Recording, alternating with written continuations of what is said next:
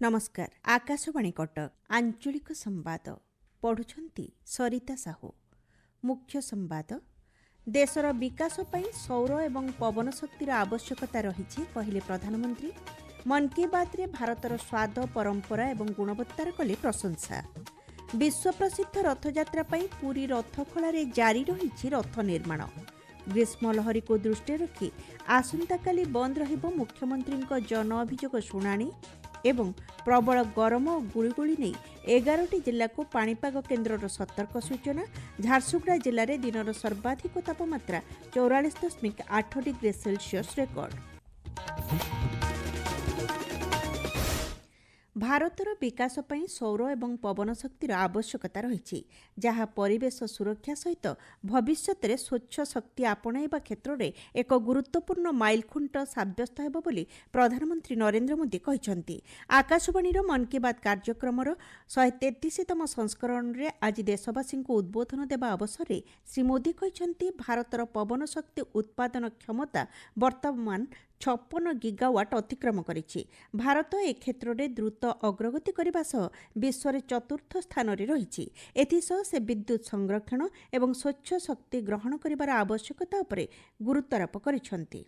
सौर और पवन ऊर्जा जरूरी है। ये सिर्फ पर्यावरण की बात नहीं है, ये हमारे भविष्य की सुरक्षा है। इसमें हम सब की भूमिका है। हमें बिजली बचानी है, हमें स्वच्छ ऊर्जा क्लीन एनर्जी अपनानी है। देश में हर स्तर पर ऐसे प्रयास जरूरी हैं, क्योंकि इन्हीं से बड़ा बदलाव आता है।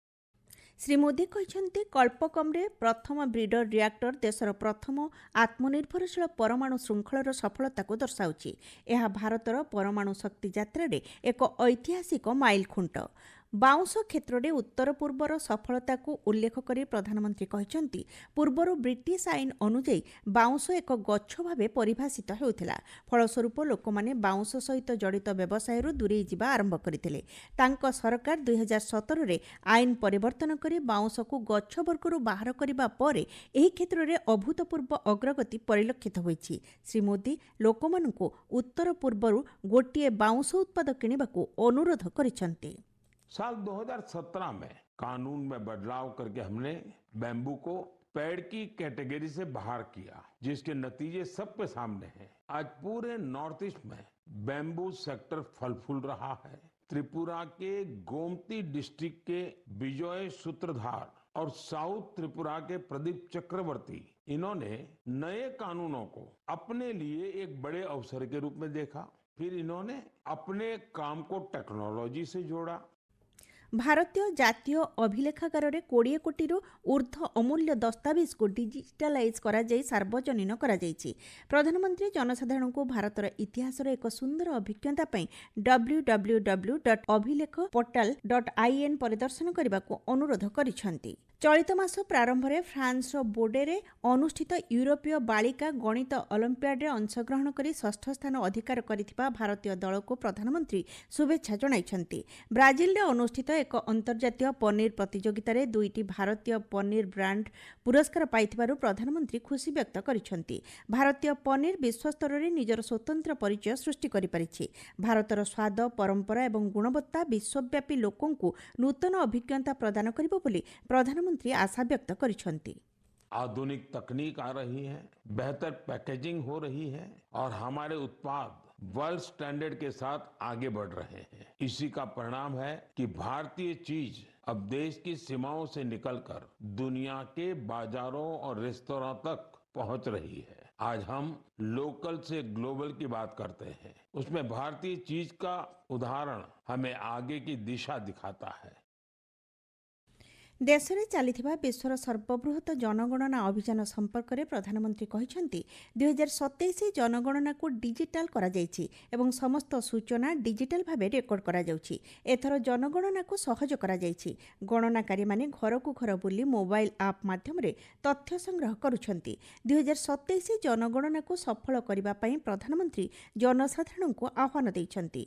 मई मास पहिला रे बुद्ध पूर्णिमा पालन करा जिवो। प्रधानमंत्री एही अवसर रे समस्त शुभकामना जणाई कहिसंती भगवान बुद्धଙ୍କ वार्ता आज मध्य प्रासंगिक होई रहिछि। वैश्विक उत्तेजना परिप्रेक्षी में भगवान बुद्धଙ୍କ बाणी आहुरी गुरुत्वपूर्ण हो जाइछि बोली प्रधानमंत्री कहिसंती। देशर विभिन्न स्थानरू प्रकृति संरक्षणर प्रेरणादायी कहानी को प्रधानमंत्री मन की बात श्रोतामानଙ୍କ सहित बांटिछंती। मई मास 9 तारिख में 25 बैशाख अवसर में गुरुदेव रवीन्द्रनाथ टैगोर जन्मवार्षिकी पालन करा। श्री मोदी एही अवसर में गुरुदेव को श्रद्धांजलि अर्पण करिसंती। शेष में प्रधानमंत्री छात्र छात्री माननकु सेमानक ग्रीष्म अवकाशर पूर्ण आनंद नेबा सह किछि नुआ शिखिबाकु अनुरोध करिसंती। एथिसह ग्रीष्म ऋतुरे निज स्वास्थ्यर जत्न नेबाकु छात्र छात्रींकु परामर्श देइछंती। आपण माने आंचलिक संवाद सुनछंती आकाशवाणी कटक केन्द्ररो। पुरी रथयात्रा पर श्रीनगर स्थित अस्थायी रथखोलारे रथ निर्माण कार्य जारी रही। 3 रथर मोट 42टी तुम्बर गोलेई कार्य शेष होगा पर तुम्ब बिंध पर सूताबाड़िया कार्य शेष होईछि। आज तुम्ब बिंध अनुकूल पूजा सह तुम्बगुड़िकर बिंध कार्य हेउछि। प्रबल ग्रीष्म प्रवाह को दृष्टि रखी आसंताकाली मुख्यमंत्री जन अभियोग शुणाणी कार्यक्रम को स्थगित रखाଯାଇଛି। साधारण प्रशासन और साधारण अभियोग विभाग पक्षर मिलिथिबा सूचना अनुसार भुवनेश्वर यूनिट 2 अशोकनगर पूर्वतन सरकारी प्राथमिक विद्यालय निकटरे हेबाकु थिबा मुख्यमंत्री जन अभियोग शुणाणी को आसंताकाली पई स्थगित रखाଯାଇଛି। ओडिशार प्रथम मंत्रिमंडलर प्रथम प्रधानमंत्री महाराजा श्री कृष्णचंद्र गजपति नारायण देवଙ୍କ 135तम जयंती आज राज्यव्यापी पालन करा जायछि। 1892 मसीहा एप्रिल 26 तारिख में पारलाखेमुंडी राजनगर श्री नारायण देव जन्मग्रहण करथिले। 1936 एप्रिल 1 गठित नूतन ओडिशा प्रदेशर प्रथम मंत्रिमंडलर प्रधानमंत्री भावे से दायित्व ग्रहण करथिले।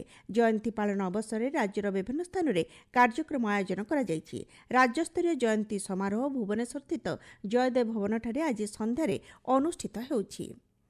उपमुख्यमंत्री प्रभाती परिड़ा पारलाखेमुंडी ठारे महाराजଙ୍କ प्रतिमूर्ति में पुष्पमाल्य अर्पण कर श्रद्धांजलि ज्ञापन करिसंती। सहरर गांधी छक स्थित महाराजଙ୍କ प्रतिमूर्ति और स्मृति सौधठारे विभिन्न विद्यालयर छात्र छात्री और गण्यमान्य व्यक्ति श्रद्धांजलि ज्ञापन करथिले। एही अवसर में वीर वाद्य और पाइक आखड़ा कला प्रदर्शन करा जायथिला।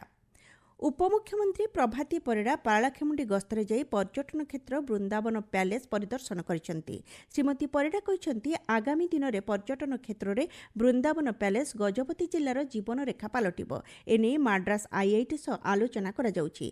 खूब शीघ्र एहार एक मास्टर प्लान प्रस्तुत करा जाई कार्यक्रम आरंभ हेबो। एही अवसर में जिलापालଙ୍କ कार्यालय ठारे विभिन्न उन्नतिमूलक कार्यक्रम संपर्क में श्रीमती परिड़ा समीक्षा करिसंती। गजपति जिले में थिबा जलप्रपात गुड़िक एक मास्टर प्लान रे आनिबा पई व्यवस्था करा जिबा सह महेंद्रगिरी को एक वेलनेस पर्यटन रे संयुक्त करिबा पई राज्य सरकार प्रयास करुछंती बोली श्रीमती परिड़ा कहिसंती।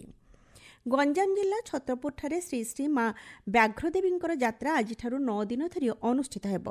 आज दिगबंदन परे मां अस्थायी मंडपरे विजय करिवे। आसंता काली ठारू नगर भ्रमण अनुष्ठित हेब। गुरुवार दिन मां विश्राम नेबा सह भक्तଙ୍କ मनोरंजन निमंते विभिन्न सांस्कृतिक कार्यक्रम आयोजन कराजिब। सुवर्णपुर जिला संस्कृति भवन ठारे राष्ट्रीय नाट मेला अनुष्ठित हो जाइछि। नाटक साहित्य और समाज सेवा पर उद्दिष्ट अनुष्ठान पक्षर एही मेलार आयोजन करा जायथिला।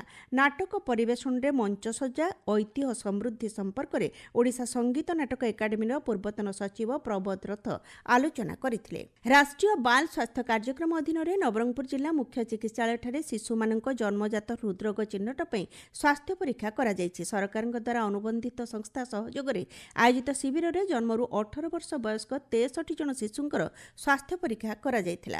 पाणीपाग राज्य में ग्रीष्म प्रकोप जारी रही। भुवनेश्वर आंचलिक पाणीपाग विज्ञान केन्द्र सूचना अनुसार ग्रीष्म लहरी और गुळुगुळी वृद्धि पाइबा नहीं 11टी जिला को सतर्क सूचना जारी करा जायछि। झारसुगुड़ा जिले में दिनर सर्वाधिक तापमात्रा 44.8 डिग्री सेल्सियस रेकर्ड करा जायछि। मुख्य संवाद पुणी थरे देशर विकास पई सौर एवं पवन शक्तिर आवश्यकता रही कहले प्रधानमंत्री। मन की बात रे भारतर स्वाद परंपरा एवं गुणवत्तार कले प्रशंसा। विश्व प्रसिद्ध रथयात्रा पई पुरी रथखोलारे जारी रही रथ निर्माण। ग्रीष्म लहरी को दृष्टि रखी आसंताकाली बंद रहिबो मुख्यमंत्री जन अभियोग शुणाणी एवं प्रबल गरम और गुळुगुळी नहीं 11टी जिला को पाणीपाग केन्द्र सतर्क सूचना। झारसुगुड़ा जिले में दिनर सर्वाधिक तापमात्रा 44.8 डिग्री सेल्सियस रेकर्ड। आंचलिक संवाद आज पे शेष है।